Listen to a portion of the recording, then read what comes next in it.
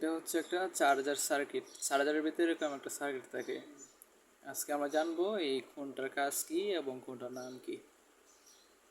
প্রথমত এই যে এগুলা দেখতেছি, এই যে এগুলোর নাম হচ্ছে, এই যে এগুলোর নাম হচ্ছে ক্যাপাসিটর, যেটা কিছুক্ষণ সময় ব্যাটারির মতো চার্জ ধরে রাখে।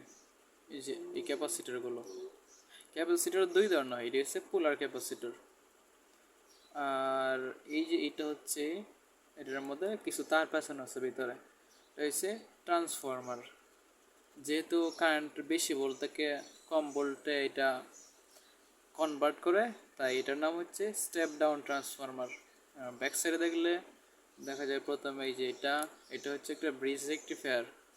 এর মধ্যে কারেন্টের দুই তার নিয়ে তারপরে প্লাস মাইনাস নির্দিষ্ট একটা টার্মিনাল দেয় আর কি। আর যে এইগুলো ছোটো ছোটো মান দেওয়া আছে, এগুলোর নাম হচ্ছে রেজিস্টার।